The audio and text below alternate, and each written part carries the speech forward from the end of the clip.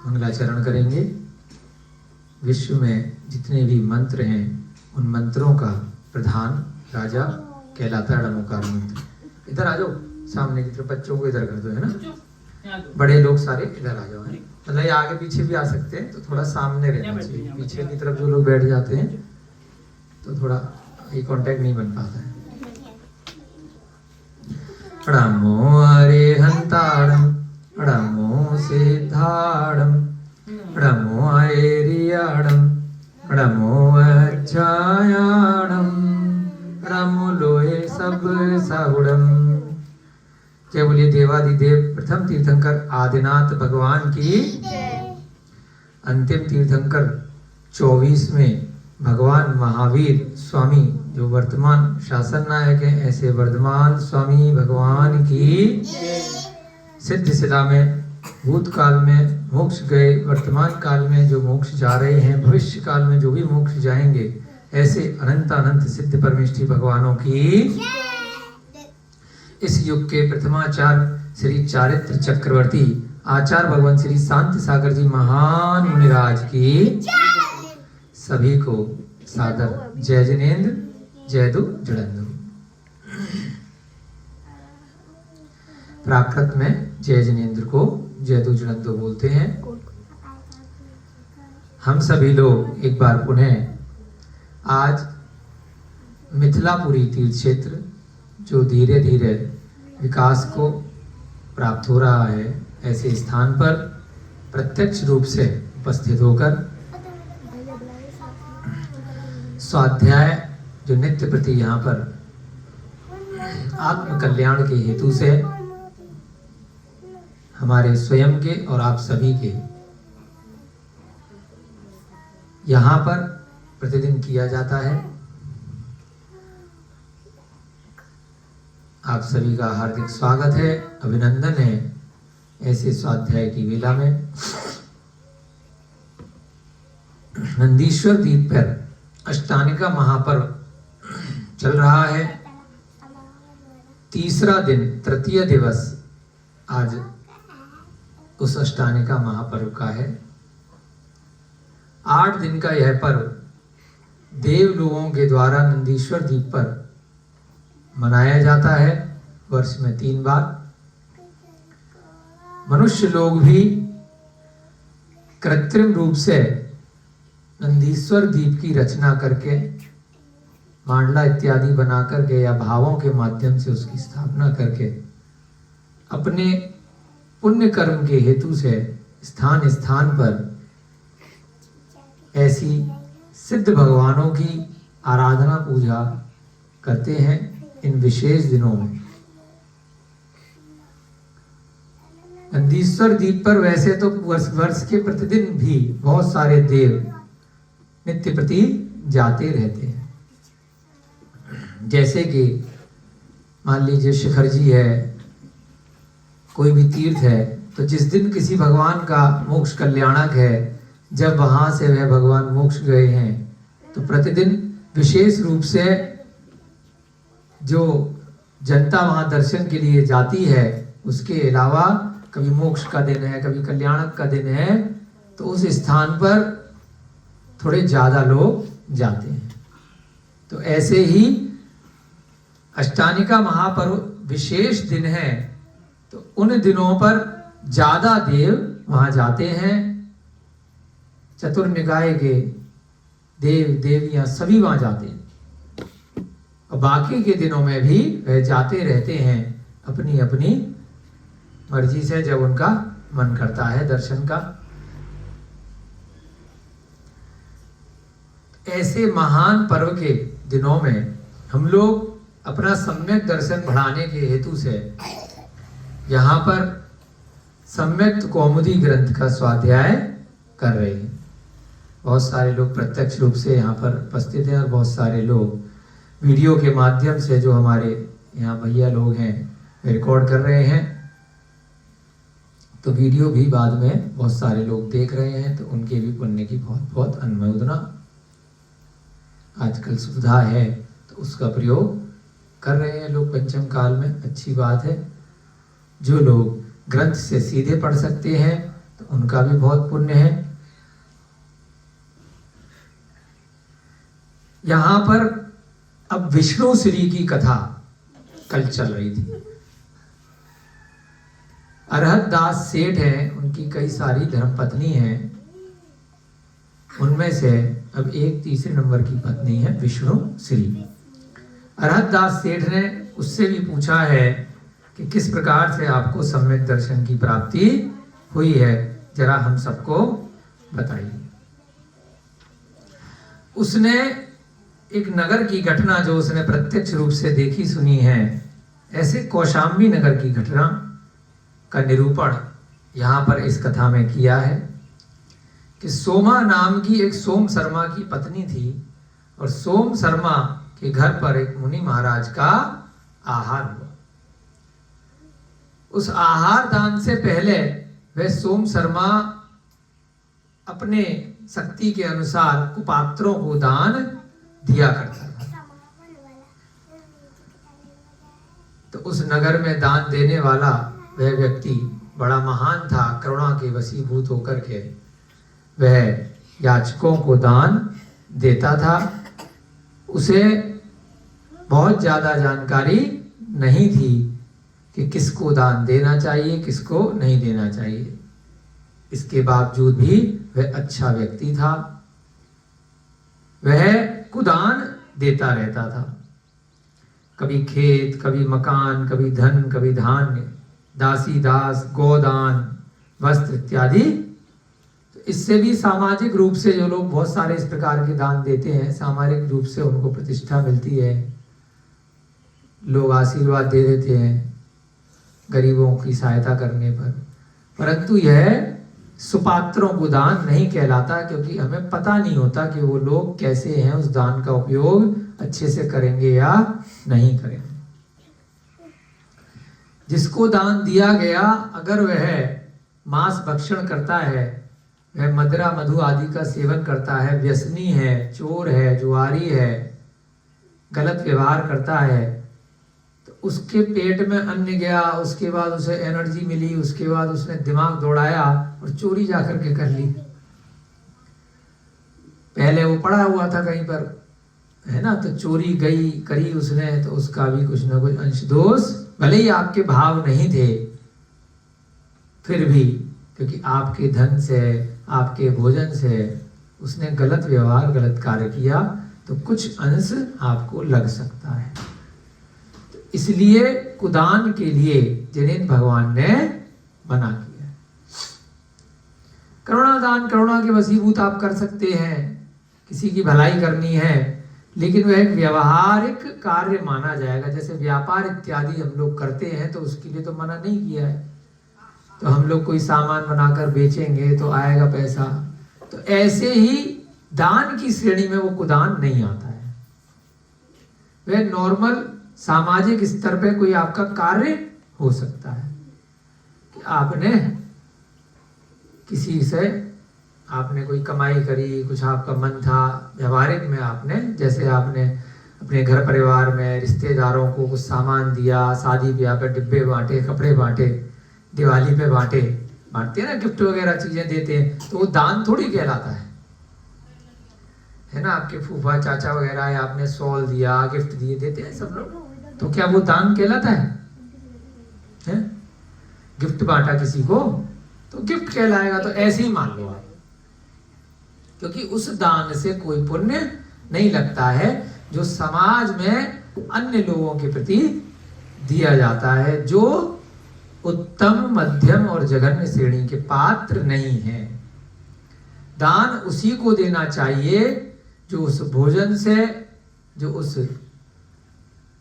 जो भी आपने उसको मान लीजिए पुस्तक दे दी, उस ज्ञान से अपने चारित्र में वृद्धि करे, मोक्ष मार्ग पर पहले से लगा हुआ हो किसी ना किसी रूप में, या उसकी ऐसी भावना हो, तो वह कहलाता है साधर्मी, वह कहलाता है श्रावक। और जो थोड़ा सा भी आगे बढ़ चुका है, अणुव्रतधारी है या महाव्रती है, मुनि, आर्यका, श्रावक, श्राविका, जिनका चरित्र उत्तम है, जो मोक्ष मार्ग पर आगे धीरे धीरे बढ़ रहे हैं, सम्यक दृष्टि है, तो आपके दिए हुए उस दान के कारण से उस जीव को उस मार्ग पर बढ़ने में सहायता मिलेगी। तो इसलिए वह दान श्रेष्ठ दान कहा गया, सुपात्र को दान कहा।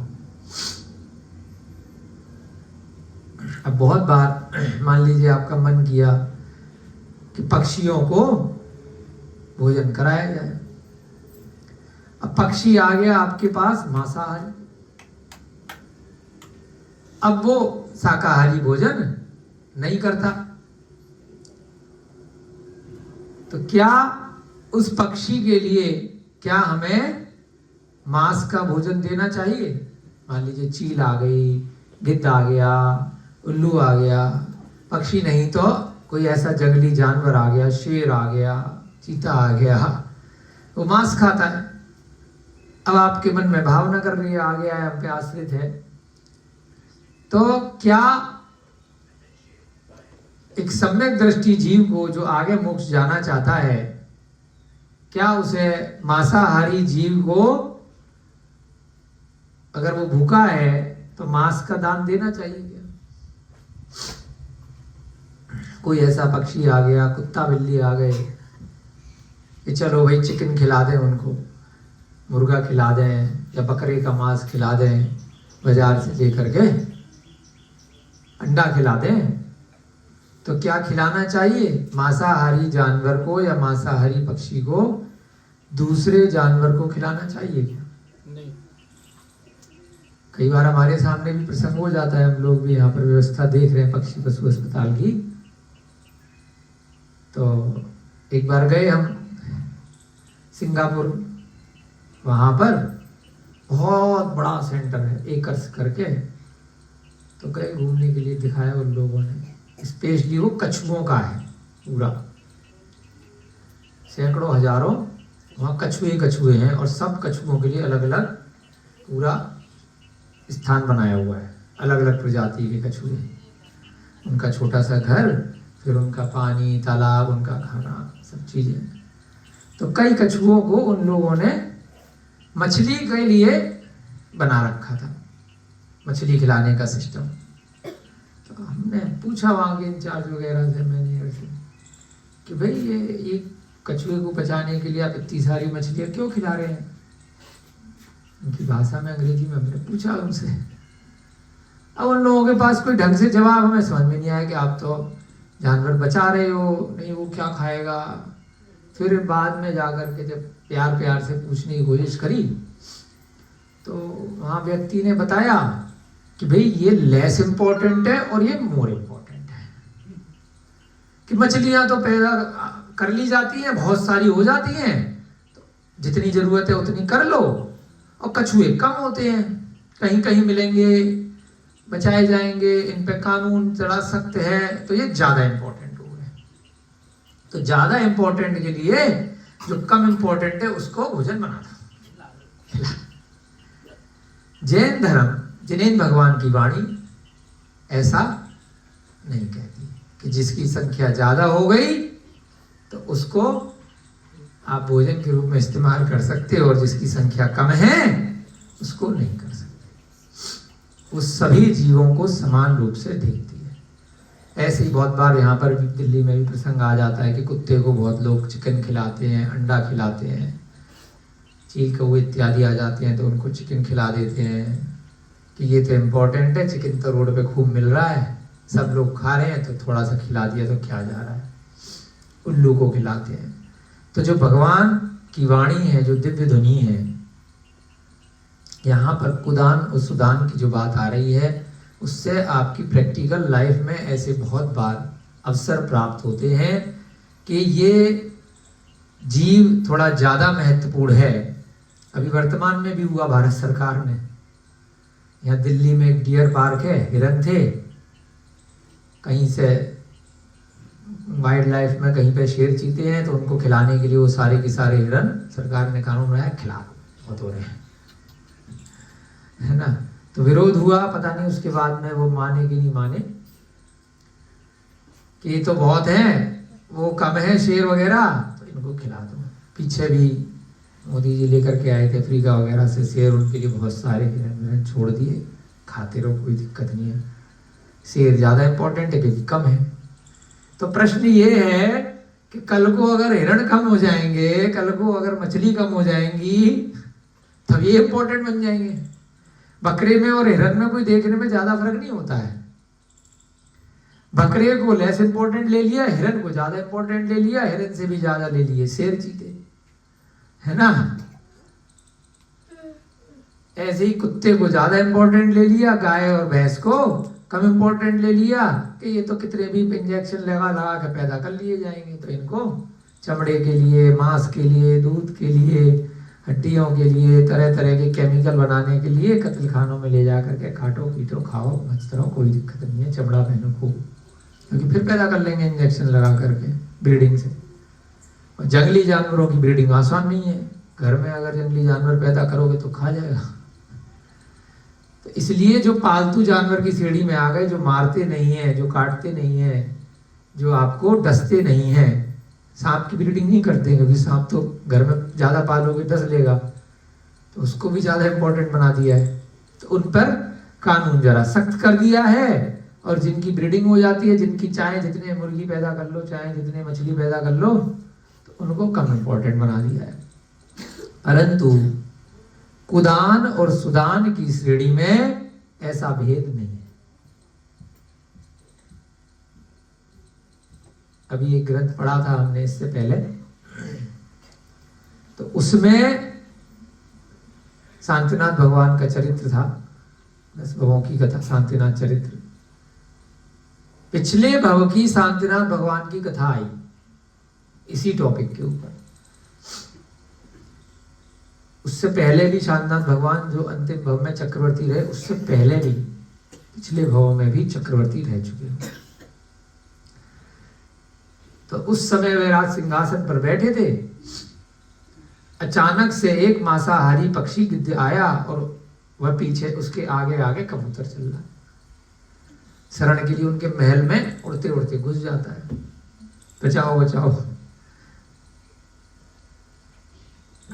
तो जो मांसाहारी पक्षी है वो उसको खाना चाह रहा है, वो अपनी जान बचाना चाह रहा है। भगवान की शरण में वहां पे आया, हाँ तो राजमहल में सब मंत्री मंत्री बैठे हैं, सारी प्रजा बैठी है। तो लोगों ने कहा, क्योंकि चक्रवर्ती जो होते हैं उनको अवधि ज्ञान रहता है बहुत अच्छे से, प्रश्न किया कि भाई आपने अगर इसको बचा लिया, इस कबूतर को, तो वो भूखा मर जाएगा, प्रकृति में छेड़खानी क्यों करनी। तो बहुत अच्छा विश्लेषण वहां पर उन्होंने राजा के रूप में बताया कि भाई ये मेरी शरण में आया है ये जीव, अब इसकी रक्षा करना हमारा धर्म है। वो अपने भोजन के लिए आया है, भूखा रहेगा तो मर नहीं जाएगा, कुछ और मिल जाएगा उसको, परंतु अगर इसको हमने दे दिया तो यह दान नहीं कहलाएगा। ना तो ये पात्र है लेने वाला जो गिद्ध है, और न ये वस्तु है जो कबूतर है जो देने योग्य वस्तु है। समझ रहे हैं? देना भी क्या है ये भी ध्यान रखना है। शाकाहारी जीव को भी आपको क्या दान देना है, अभक्ष वस्तु नहीं होनी चाहिए। उत्तम मध्यम जघन्य श्रेणी के जो पात्र है, मुनि महाराज को आप जो रोज खाते हो, बाजार का पैकेट नमकीन खोला, चॉकलेट खोला, वो आप नहीं दे सकते। तो देने योग्य क्या वस्तु है इसकी भी जानकारी होनी चाहिए। अभक्ष तो नहीं है, आलू प्याज लहसुन तो नहीं है, नल खोल करके ऐसी पानी भर दिया और वह तो नहीं है। जो भी दूध इत्यादि भी अगर आपने दिया है, पैकेट लाए बाजार से पतंजलि का या किसी कंपनी का, वो तो नहीं है। मक्खन इत्यादि पैकेट खोल के तो नहीं दे दिया है, द्विदल इत्यादि तो नहीं दे दिया जिसमें जीभ पड़ जाते हैं, है ना। पता चला शहद आपने खिला दिया, पता चला किसी चीज में अल्कोहल आपने मदिरा दे दी, पता चला औषधि भी आपको देनी है। महाराज जी को बुखार है, बाजार से क्रोसिन लाए और वो तो नहीं दे दी। अगर महाराज जी को खांसी है तो सीरप मंगाया और वो तो नहीं आपने दे दिया। जो आप खाते हो वे महाराज नहीं खा सकते। तो इस सब की जानकारी भी आपको होनी चाहिए कि वस्तु क्या देने योग्य है इस पात्र को, और पात्र कौन है लेने वाला। तो गिद्ध के लिए शांतिनाथ भगवान ने पूर्व पर्याय में बताया कि क्या वस्तु दान देने योग्य है और किसको देने योग्य है। इसको तो मैं बचाऊंगा, इस कबूतर को मेरी शरण में आया है, परंतु ये चाहे जो गिद्ध है मरे या जिए अपने को कोई मतलब नहीं। हमारी अगर शरण में वो गिद्ध आएगा तो हम उसे शाकाहारी भोजन देंगे, अगर रहेगा तो ठीक, नहीं रहेगा तो उसकी मर्जी। पद्म पुराण में आप पढ़ेंगे तो जटायु का जीव भगवान राम की शरण में आता है, उसको जाति स्मरण हो जाता है। भगवान राम और सीता वनवास के दौरान नित्य प्रति आहार के लिए खड़े होते थे, द्वार प्रक्षेपण करते थे जब भोजन बनाते थे। तो ऐसे ही एक चारण तिवारी मुनि महाराज वहां आ जाते हैं जंगल में, सीता और राम उनको आहार लगाते हैं, चौका लगाते हैं, वहीं पेड़ पे एक गिद्ध आकर के बैठ जाता है और वो आहार को देख करके मुनि महाराज के चरणों में गिर जाता है। गिरते ही वह स्वर्णिम बन जाता है, सोने का हो जाता है। तो आहार के बाद राम जी पूछते हैं महाराज जी से, कौन क्या ये क्या हुआ, ऊपर से गिरा टपका और इतना सुंदर बन गया। जाति स्मरण उसको हुआ, उसने माफी मांगी अपने पिछले भवों के कर्मों के लिए, किस प्रकार से मैं पहले मनुष्य था, राजा था और मैंने कुदान दिए, गलत काम किए, जिसके कारण से आज मैं गिद्ध की पर्याय में आया। महाराज को ज्ञान था, अवधि ज्ञान था। उन्होंने राम जी और सीता जी को बिठा के समझाया कि अब ये मैं तो निकल जाऊंगा हल लेकर के, मैं तो इसको लेके नहीं घूम सकता। इसके मन में चल रहा है गिद्ध की पर्याय में ही मुझसे क्षमा मांग रहा है, नमोस्तु कर रहा है, और अब इसको सम्यक दर्शन की प्राप्ति हो गई है। अब इसने नियम ले लिया है। पूछा महाराज जी ने कि बेटा खाएगा नॉन वेज? उन्होंने कहा नहीं खाऊंगा। कौन कह रहा है? गिद्ध कह रहा है। कैसे रहेगा? तो सीता और राम को बुलाया कि इसका नाम आज से जटायु है, अब ये तुम्हारी शरण में रहेगा और जो दाल रोटी सब्जी तुम बनाते हो वही तुम्हारे साथ एक खाएगा। कितने वर्षों तक वह जटायु मित्रवत उन भगवान राम के साथ पक्षी की पर्याय में रहा, और मरते मरते भी उसने सीता को बचाने का प्रयास किया। जब रावण उसको उठा करके ले जा रहा था, अपना रोटी का कर्ज चुकाया। भगवान राम ने रमोकार मंत्र के साथ उसका समाधि मरण करवाया और मरते मरते उससे वचन ले लिया, अगर तू अच्छी गति में जाएगा, कभी मेरी गति बिगड़ रही हो तो मेरा दोस्त बन के मुझे सदगति में ले जाना, मेरा मित्र बन के रहना। कहां तो पक्षी और कहां भगवान। एक रोटी का कर्ज कितना खिलाता, कितना खा लेगा एक पक्षी? उसके लिए रोज एक पक्षी को क्यों मार करके खिलाओ, है ना? कैसे कर्ज चुकाया उस जीव ने। पहले तो सीता की खबर दी कि कहां है, अपने इशारों में मरने के बाद कि कैसे वो कौन लेकर के गया, जो भी उसने अंदाजा बताया कि वो तो किडनैप हो गई है, उसका अपहरण हो गया है। उसके बाद राम, हनुमान, बाली, बहुत सारे सुग्रीव इत्यादि लोगों की मदद से रावण को जीत करके जब लाए, उसके बाद जब राज्य करते हैं तो नियति ऐसी होती है कि लक्ष्मण का देहांत हो जाता है। राम बलभद्र है और लक्ष्मण नारायण है। मोह होने के कारण से लक्ष्मण के मृत शरीर को, उसकी लाश को भगवान राम ग्रस्त पर्याय में 6 महीने लेकर के घूमते हैं। 6 महीने तक लाश को लेकर के भगवान घूम रहे हैं, लेप लगा रहे हैं, खिला पिला रहे हैं, नहला रहे हैं, सुगंधित द्रव्य लगा रहे हैं, कपड़े पहना रहे हैं और रोए जा रहे हैं कि तू कब उठेगा, तू कब उठेगा।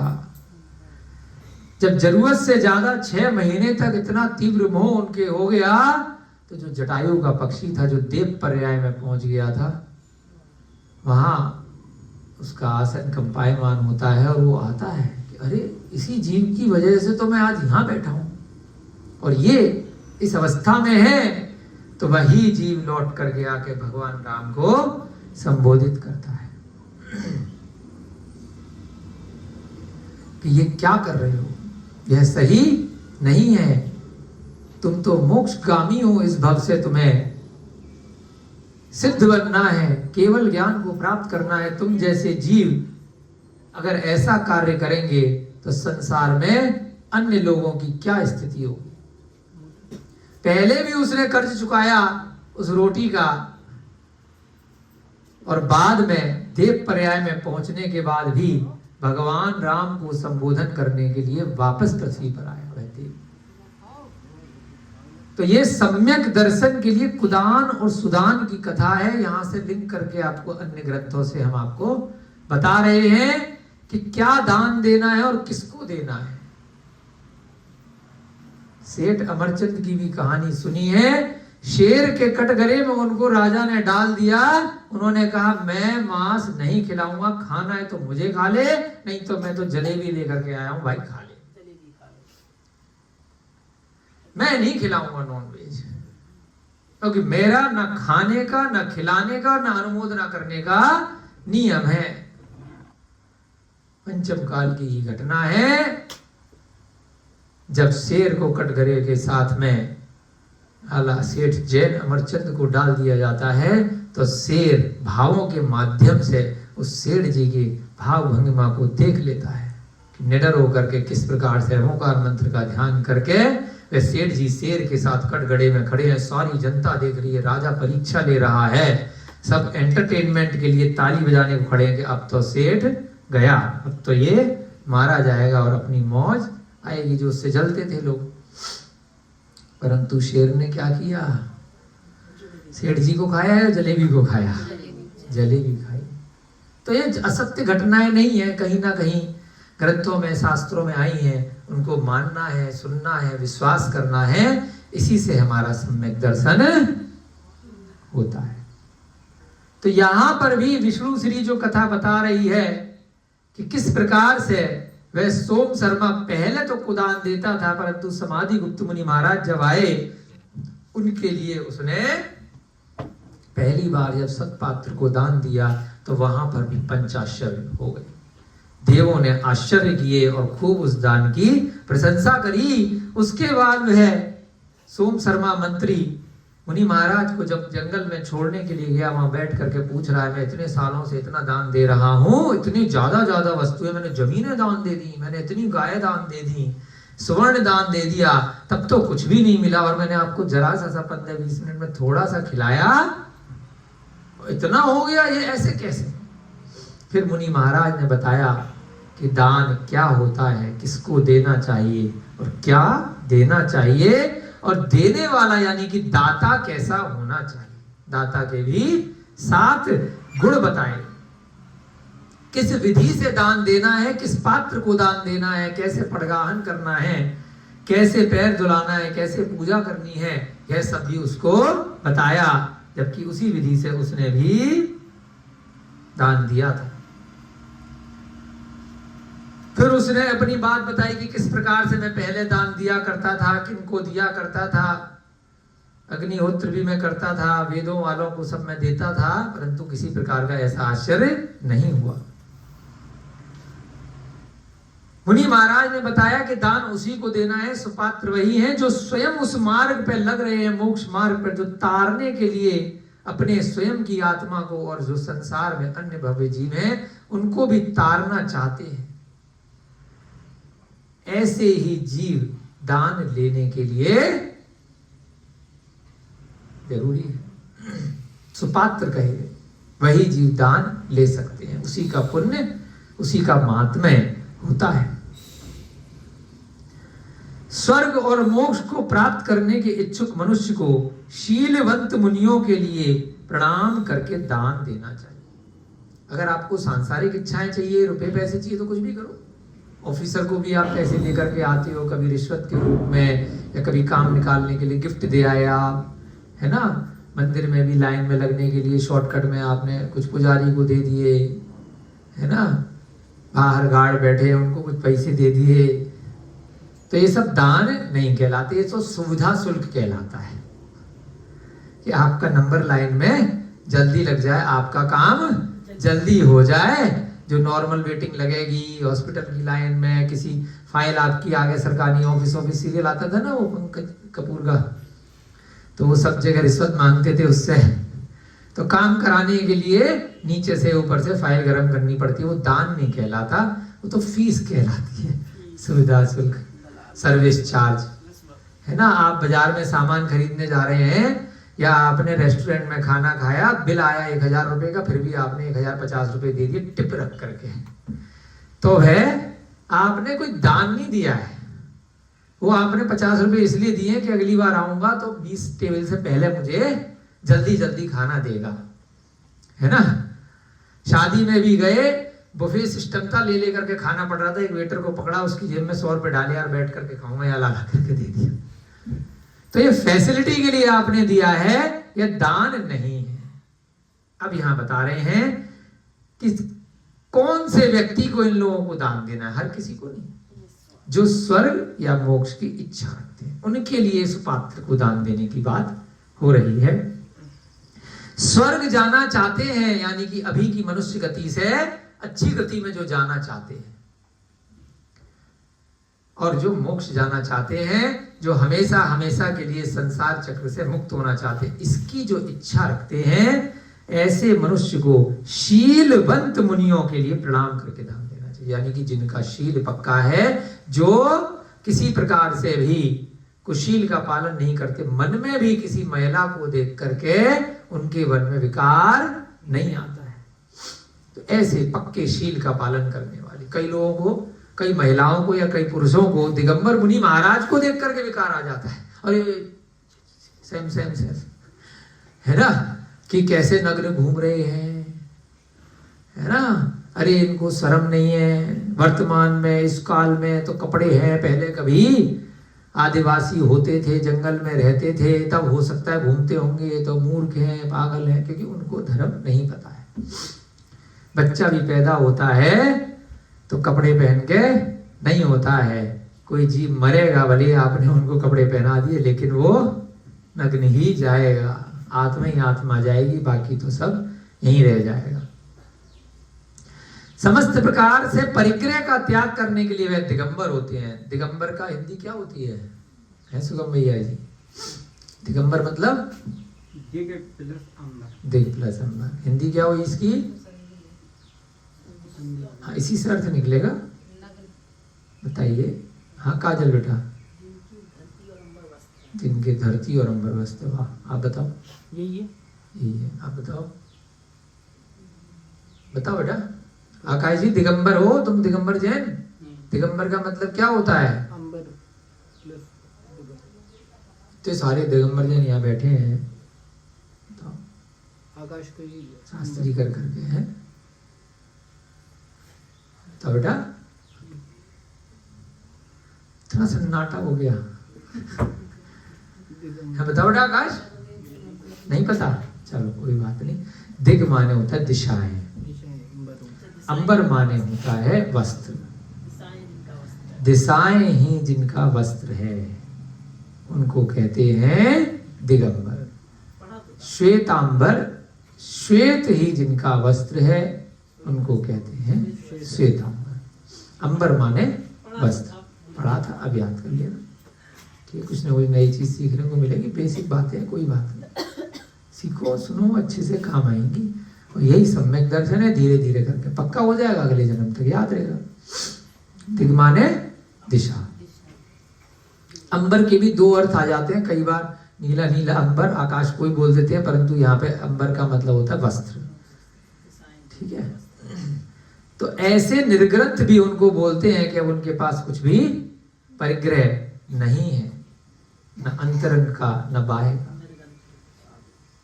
निगंत या निर्ग्रंथ, दिगंबर या नग्न, कुछ भी कह लो, बहुत सारे और भी इसके पर्यायवाची रहते हैं। एक जैन साधु होता है जो परिग्रह त्याग करने के कारण से दिगंबर होते हैं, और एक कोई गरीब इंसान है जिसपे है नहीं कपड़े, या जो मिथ्या साधु है, भस्म इत्यादि लगा दी और वस्त्र पहन नहीं रहा है, तो वह मिथ्यात्व का साधु है, वह दिगंबर साधु नहीं है, क्योंकि सम्यक दर्शन सम्यक ज्ञान के साथ में उन्होंने वस्त्रों का त्याग नहीं किया है।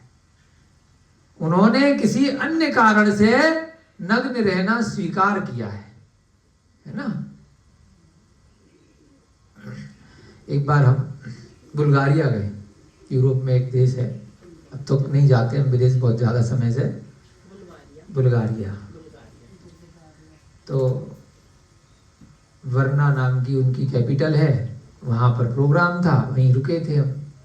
रुके तो वहीं पर ही समुद्र था साथ में, उस होटल के रिजॉर्ट के बिल्कुल लगा हुआ। तो दिन में घूम रहे थे, वहां बोर्ड लग रहा था नेकेड रिजॉर्ट। नेकेड माने नग्न। हमारे समझ में नहीं आ भैया क्या चक्कर है। जिसको नग्न घूमना है कपड़े उतार करके, तो सरकार ने छूट दे रखी है, इस वाले बीच पे घूमो आराम से, कोई टोका टाकी। तो ऐसे ऐसे कई देशों में स्थान बना दिए कि भैया मेरे को नहीं पहनने कपड़े वपड़े, मेरा मन नहीं आ रहा, मेरे ऊपर बोझा है। तो स्थान बना रखा है वहां पे कि जाओ भैया, कोई टोका टाकी नहीं करेगा, आओ यहाँ पे अपने कपड़े फेंको और 2-4 घंटे 4 घंटे 10 घंटे घूमना घूमो।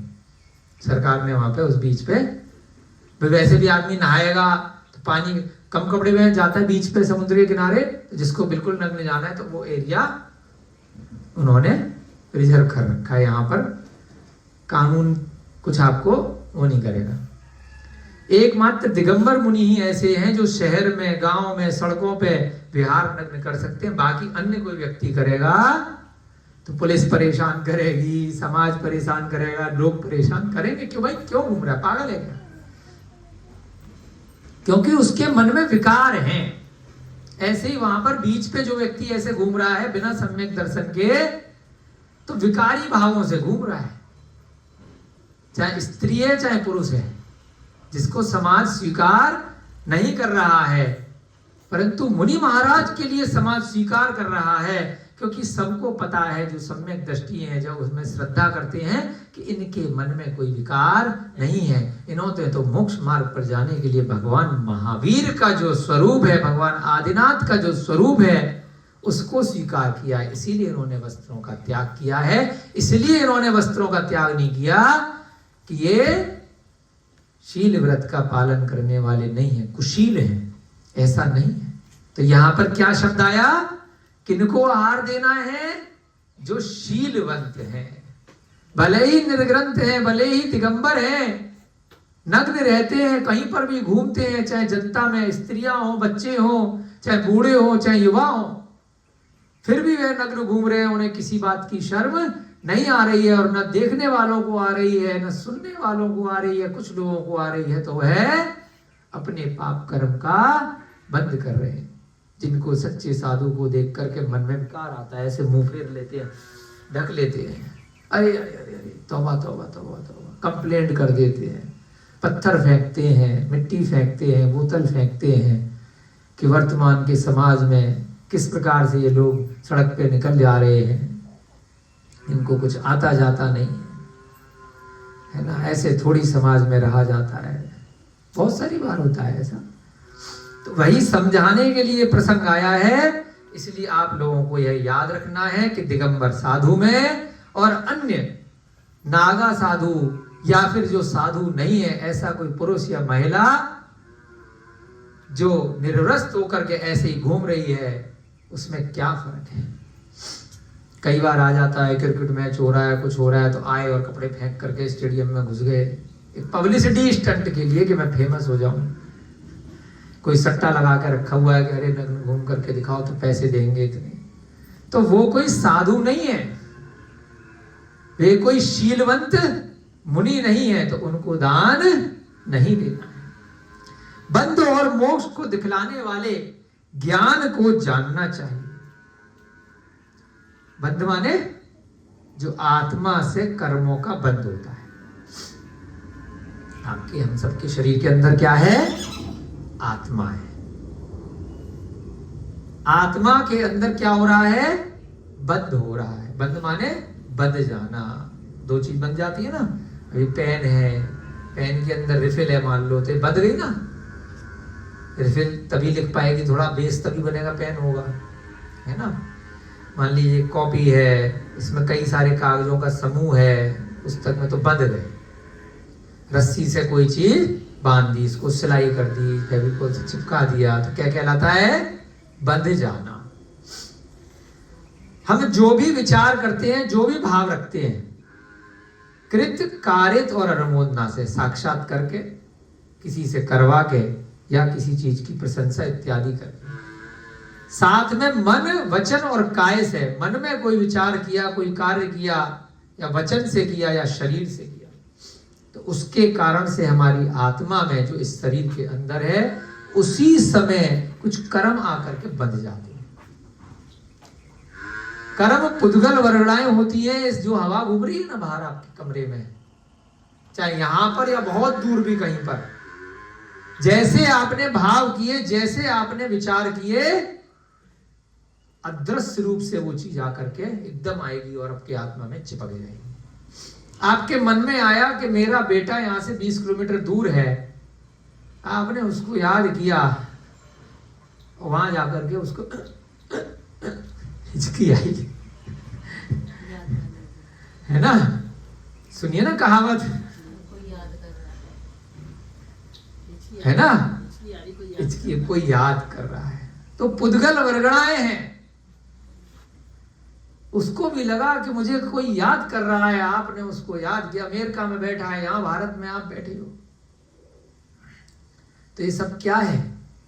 आपने मन में भाव किया, आपने यहां बैठ कर के किसी के राग द्वेष के कारण से कोई इच्छा करी किसी से मिलने की, और उसका 10 मिनट बाद फोन आ गया।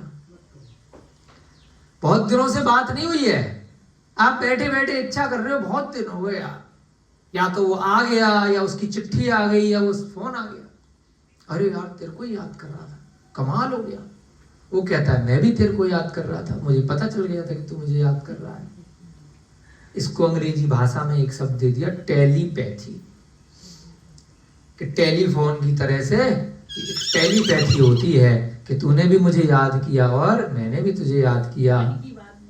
हाँ, तो ये सब पुद्गल वर्गणाएं होती हैं जो हमें दिखाई नहीं दे रही हैं। और जैसे ही आपने बहुत तीव्र इच्छा किसी वस्तु की, व्यक्ति की, किसी कार्य की करी, तो कुछ समय बाद वह चीज आपको मिलने लग जाती है।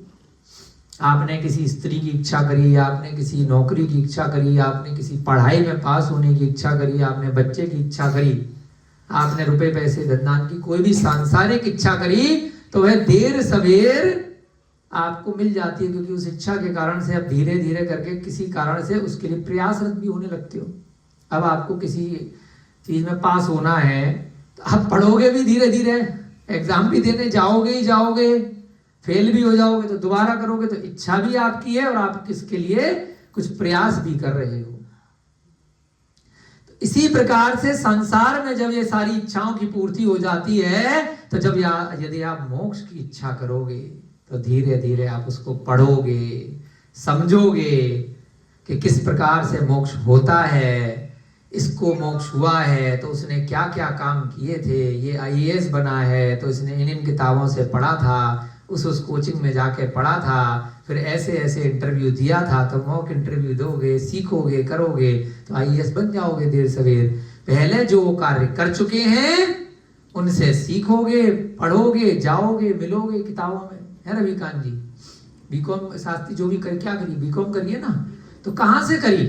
किसी किताब से जो कर चुका है, किसी टीचर से जो कर चुका है। स्कूल जाना पड़ेगा, किताब पढ़नी पड़ेगी, एग्जाम भी देना पड़ेगा, चाहे करस्पॉन्डेंस है, चाहे है ना रेगुलर है, जाना तो पड़ेगा, देना तो पड़ेगा। तो जिस चीज की आपकी इच्छा है आप उसके लिए प्रयासरत हो जाते हो।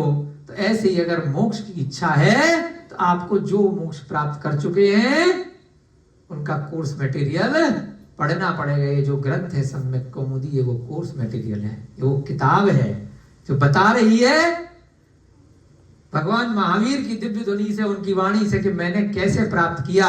तो मैं भी अगर पास होना है, तो मैं भी इस एग्जाम में उत्तीर्ण होना है, तो जो काम मैंने किए वो कर लो। 14वें गुण स्थान को स्नातक गुण स्थान कहते हैं। पहले हमारे समझ में नहीं आया कि इसका क्या मतलब होता है, वहीं से स्नातक ले लिया, ग्रेजुएट हो गया। ग्रेजुएट समझते हो आप, है ना? ग्रेजुएट माने BA BCom इत्यादि हो गई, तो उसको हिंदी में स्नातक भी बोलते हैं और सिद्ध भगवान को भी स्नातक बोलते हैं। अब मैं पास हो गया, तो वहीं से शब्द मिला। अयोग केवली अवस्था होती है 13वां गुण स्थान और होता है स्नातक। अब ये डिग्री मिल गई इनको, अब इनको सर्टिफिकेट मिल गया, अब ये सिद्ध बन गए। तो ऐसे ही यहां पर इन्होंने बताया कि बंध और मोक्ष को दिखलाने वाले ज्ञान को जानना चाहिए कि बंध कैसे होता है आत्मा में, कर्म कैसे आते हैं और आकर के बंध जाते हैं और बाद में अपना फल देते हैं, उदय आता है तो अच्छा या बुरा फल देते हैं। मोक्ष किस प्रकार से प्राप्त होगा उसको जानना चाहिए, उसका ज्ञान प्राप्त होना चाहिए। किसको? दाता को ये सब चीजें प्राप्त होनी चाहिए, पता होना चाहिए। तथा राग द्वेष से रहित देवों की अच्छी तरह सेवा करनी चाहिए। जिनको किसी प्रकार का राग नहीं है, जिनको किसी प्रकार का द्वेष नहीं है, ऐसे देव। अब यहां देव का तात्पर्य क्या है? क्यों भाई सब, क्या नाम है तुम्हारा? क्या नाम है ये? विनय जी। देव शास्त्र गुरु आप पढ़ते हो ना 3 शब्द, तो यहाँ पे देव का क्या मतलब होता है? सच्चे देव। देव के 2 अर्थ होते हैं, एक तो स्वर्गों में रहने वाले चतुर निकाय के देव, अवनवासी, व्यंतर, वैमानिक और देव, एक तो देव के अर्थ होते हैं जो स्वर्गों में और भवनत्रिक में रह रहे हैं, व्यंतर, भवनवासी और वैमानिक। एक देव होते हैं, जब देव शास्त्र गुरु की बात आती है, राग द्वेष रहित देवों की बात आती है, तो अरिहंत भगवान को या सिद्ध भगवान को देव कहा जाता है। क्योंकि स्वर्गों में या व्यंतर इत्यादि जो देव हैं वो राग द्वेष से रहित नहीं है, उनके कुछ ना कुछ राग लगा हुआ है हम सबकी तरह। संपूर्ण रूप से राग द्वेष से रहित कौन है? जो अरिहंत बन गए या पंच परमेष्ठी हैं, मुनि महाराज इत्यादि भी उस श्रेणी में आ गए कि वो राग द्वेष छोड़ करके उस मार्ग पे लग गए हैं, तो उनकी सेवा करनी चाहिए, उनकी पूजा अर्चना। उत्तम पात्र, मध्यम पात्र और जघन्य पात्रों के लिए यथा योग्य औषध। ध्यान से सुनिएगा आप सभी लोग, रविकांत जी जाग करके। 3 पात्र हैं, उत्तम, मध्यम और जघन्य। क्या देना है? औषध, अभय, आहार और शास्त्र। जो अपन 4 संस्थाएं चलाते हैं ना, 4 प्रकार के दान, अभयदान, अभयदान, आहार दान और शास्त्र दान। शास्त्र दान और ज्ञान दान पर्यायवाची हैं। एक इसलिए शास्त्र ज्यादा प्रयोग में आता है कि भाई जो निर्गंथ मुनि ने जो परंपरा से हमें बताए हैं ग्रंथ, जो अरिहंत देव की वाणी से जनवाणी आए हैं, वे शास्त्र कहलाते हैं। ज्ञान में होता है कि कुछ भी ज्ञान दे दिया, है ना। जो सामाजिक ज्ञान है, जो व्यवहारिक ज्ञान है, जो स्कूली शिक्षा है, जो कॉलेज की शिक्षा है, जो आपकी नौकरी इत्यादि में आपकी सहायता करेगी, आपके रुपए पैसे कमाने में सहायता करेगी, वह सम्यक ज्ञान नहीं है, वह आपका नॉर्मल सामाजिक ज्ञान है। तो किनको दान देना है? उत्तम, मध्यम, जघन्य श्रेणी के पात्रों को। और क्या देना है? यथा योग्य औषधि का ध्यान। औषधि, अभय माने भय को दूर करना, उनकी रक्षा करना। आहार, अब इन सब में शुद्ध होना चाहिए, औषधि शुद्ध होनी चाहिए, भय को दूर कैसे करना है, और शास्त्र कौन सा वाला देना है, क्या चीज देनी है, ज्ञान किस प्रकार से देना है। उत्तम पात्र मुनि और मध्यम पात्र श्रावक कहे गए हैं। उत्तम पात्र कौन से कहे गए हैं? मुनि महाराज, दिगंबर। मध्यम पात्र श्रावक, श्राव माने श्रद्धावान, जिसको सम्यक दर्शन हो गया। वह से विवेकवान, जिसको सम्यक ज्ञान हो गया। का से क्रियावान, जिसने कुछ क्रिया शुरू कर दी। अभी दिगंबर मुनि महाव्रती नहीं बना, परंतु विश्वास हो गया तो उसने तुरंत ही 12 प्रकार के व्रत ले लिए। शिक्षा व्रत, अणुव्रत और गुण व्रत, 3 प्रकार से, है ना। गुण व्रत 3, 4 शिक्षाव्रत और 5 अणुव्रत। हिंसा, झूठ, चोरी, कुशील, परिग्रह, जो 5 पाप होते हैं, उनके विपरीत एक देश त्याग कर देना। अहिंसा, सत्य, अचौर्य, परिग्रह, परिमाण और ब्रह्मचर्य, ये 5 प्रकार के एक देश ले लिए, थोड़े रूप में, घर में रहने के साथ। तो 5 अणुव्रत कहलाए, फिर शिक्षा व्रत आए, और फिर गुणव्रत 3 है ना, दिग्व्रत, देश व्रत, अनर्थ दंड व्रत। इन सबके ऊपर फिर क्या आया? परिग्रह प्रमाण करना, गिनतियां करना, धन धान्य की सीमा, अब इससे ज्यादा मैं नहीं रखूंगा, इससे ज्यादा भोजन नहीं करूंगा, इतनी सब्जियां फल खाएंगे, है ना। अंत में जाकर के संलेखना लेना, समाधि लेना। तो ये सब क्या कहलाते हैं? 12 व्रत श्रावक के, कि अब उसने कुछ ना कुछ क्रियाएं प्रारंभ कर दी। इसमें सबसे इंपॉर्टेंट है, पहली प्रतिमा में मधु मांस मदिरा का त्याग करना, पंचुदंबर फल का, बड़ पीपर पापड़ कठुमर इनका त्याग करना, और रात्रि भोजन का त्याग करना, जमी कंद का त्याग करना, आलू प्याज लहसुन का, जितने भी मूली गाजर इत्यादि हैं, इनमें अनंत जीव होते हैं, जमीन के अंदर पैदा होते हैं, पूरा की पूरा पेड़ उखाड़ना पड़ता है।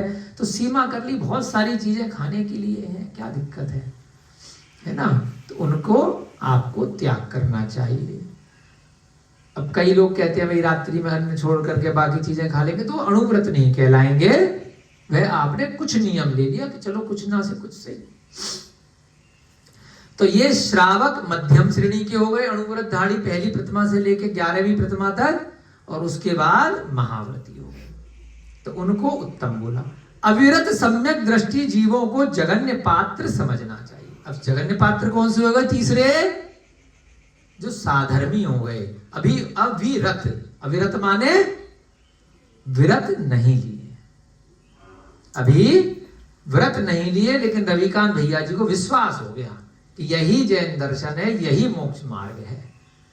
रोज स्वाध्याय करने लग गए तो सम्यक ज्ञान भी हो गया, शास्त्री की पढ़ाई कर ली, तो ये क्या हो गए? साधर्मी हो गए, कि जैन कुल में जन्म लिया है या नहीं लिया है, देखना सुनना समझने लग गए। सत्ता दीदी विश्वास हो गया, तो इनको अपन खाना वाना खिला सकते हैं, इनको हम कुछ दान इत्यादि दे सकते हैं, क्योंकि अब उस पैसे से ये शराब नहीं पिएंगी, मधुमांस मदिरा नहीं खाएंगी, गलत काम नहीं करेंगे।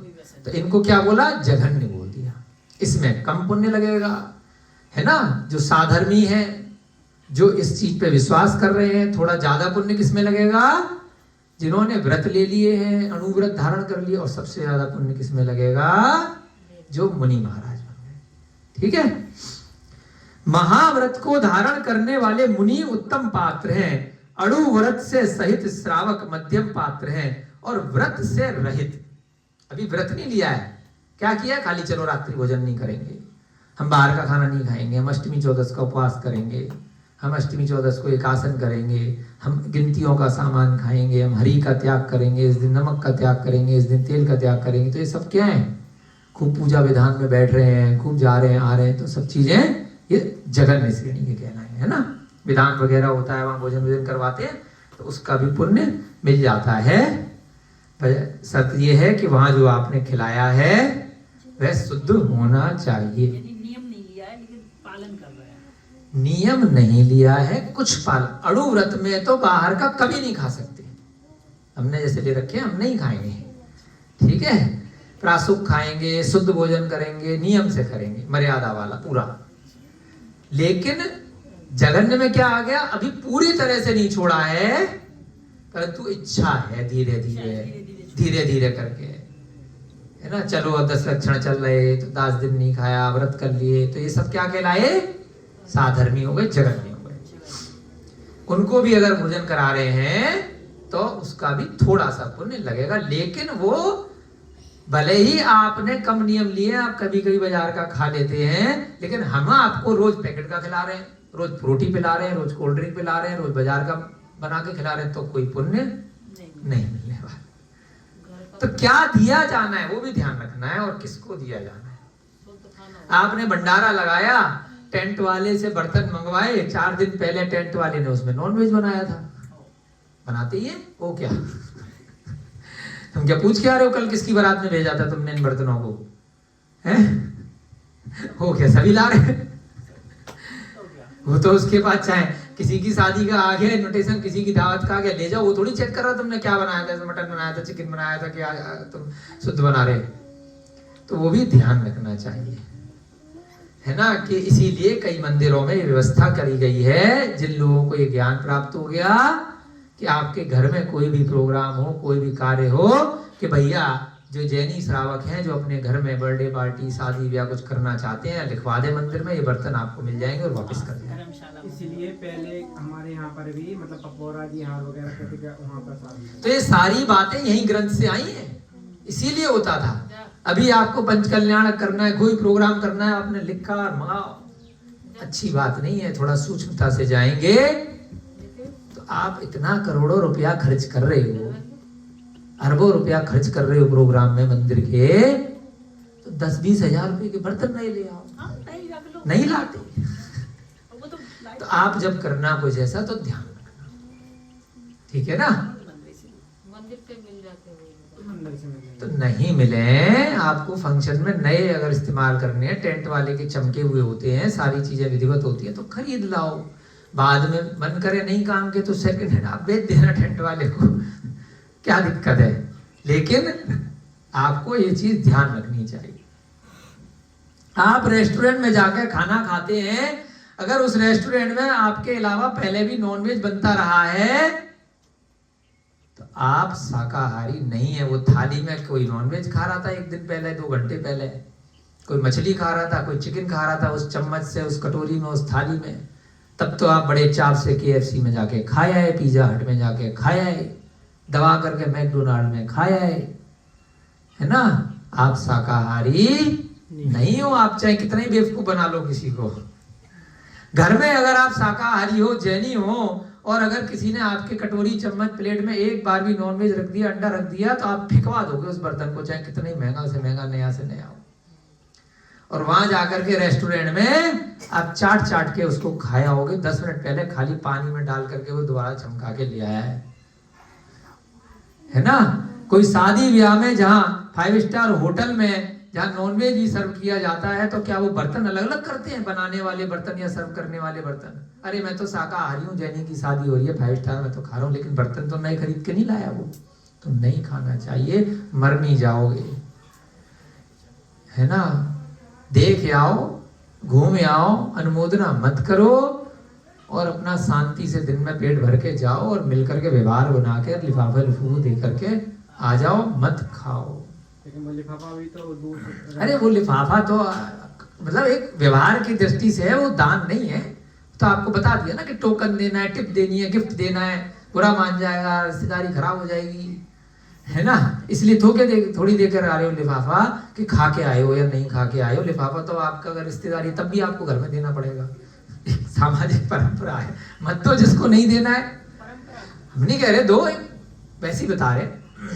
तो यहाँ पर आपकी कक्षा का समय भी होने वाला है, जल्दी से वाला चैप्टर पूरा करेंगे और फिर ये दान की परंपरा आपकी पूरी होगी। सम्यक दर्शन से रहित है किंतु व्रत समूह से युक्त मनुष्य कुपात्र हैं। अब इन 3 के बाद चौथी कैटेगरी, किन्ना उनको सम्यक दर्शन है, मनुष्य हैं, दोस्त यार हैं, व्रत से रहित हैं, वो सब कुपात्र हैं, उनको दान नहीं माना जाएगा। फिर कैसे रहेंगे, तो हमने बता दिया, आप सामाजिक परंपरा है, वो दान नहीं है, वो आपकी फीस है ना, शुल्क है, ऐसे मान लो, है ना। कोई काम कराने के लिए आपको देने पड़े, अब आप इतना चेक नहीं कर पाओगे कि ये तो नॉनवेज खाने वाला आदमी है, ये अधिकारी तो ऐसा है वैसा है, शराब पीता है, पुलिस वाले के पास जाओगे, फंस गए तो देने पड़ेंगे ना, चाहे वो पिए, चाहे पिलाए, चाहे कछु करे, तो फीस है उसकी।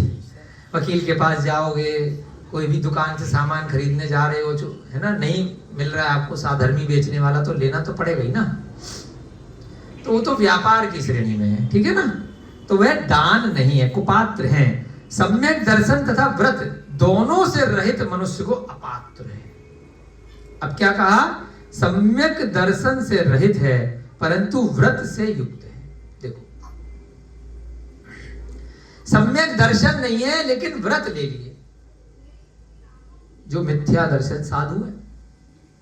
सम्यक दर्शन नहीं है, सच्चे देश शास्त्रों का ज्ञान नहीं है, लेकिन अरे हम एकादशी का व्रत करते हैं, हम ये करते हैं, हम एक टाइम खाना खाते हैं, हम प्याज नहीं खाते, बहुत सारे लोग होते हैं, कुपात्र हैं, उससे थोड़े बेटर है अपात्र से। एक दो कैटेगरी और बनाई है। एक व्यक्ति ऐसा है जो सम्यक दर्शन भी नहीं है और सब उल्टा खाता पीता है, सारा व्यसनी है, तो वो अपात्र हो गया। फिर तो आप नीचे जाओगे।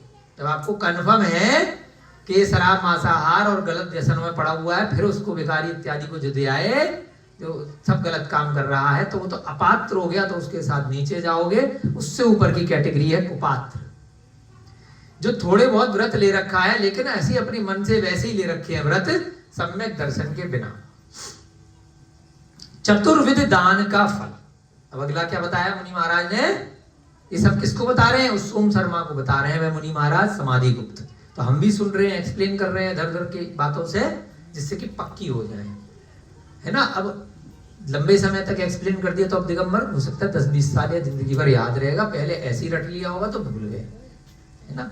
इसीलिए हम थोड़ा समय लगा करके किसी बात को बताते हैं जिससे पक्का हो जाए। चतुर्विध दान। अब 4 प्रकार के किनको दान देना चाहिए? चतुर्विध संघ कर पूछा था ना। अभय दान देने से मनुष्य निर्भय होता है। अगर मैंने किसी मुनि महाराज का भय दूर किया, उनकी रक्षा करी, जंगल में कहीं बैठे और मैं खड़ा हो गया, कोई रात में शेर चीते ना आ जाए, तो मेरा भी भय दूर हो जाएगा। आहार दान देने से भोग युक्त होता है। अगर हमने अच्छे मन से सच्चे गुरु को सही जो आहार में देने योग्य वस्तु उसका दान दिया, तो भविष्य में हमें बहुत भोग मिलेंगे। भोग भूमि में हमारा जन्म हो सकता है। औषध दान देने से आरोग्य निरोगता प्राप्त होती है। ये सब रिजल्ट है, कंफर्म है। औषधि का दान देंगे साधु को तो क्या होगा? दवाई खाने से नहीं दूर होगी आपके रोग। कैसे होंगे? साधु को औषधि देने से कभी भी आप रोगी नहीं होंगे। शास्त्र दान देने से श्रुत केवली होता है ना। जो हम ज्ञान का यहाँ पर दान दे रहे हैं, स्वाध्याय की कक्षा लगा रहे हैं, तो इससे सम्यक ज्ञान प्राप्त होगा, विद्वान बनेंगे, सुनने वाले भी और देने वाले भी, ग्रंथ छपवाने वाले भी आगे श्रुत केवली तक बन जाते हैं। भद्रबाहु स्वामी थे ना, श्रुत केवली अंतिम। हाँ, केवल ज्ञान के बराबर उनको सुन करके ज्ञान हो जाता है, बिना अर्हंत बने। और जो अपात्रों को दान देता है, वह सुपात्र को दान देने से क्या हुआ? मनुष्य निर्भय हो गया अभय दान से। आहार दान से भोग मिलेंगे, औषध दान से आरोग्य निरोगता मिलेगी, और शास्त्र दान से श्रुत केवली बन जाएंगे।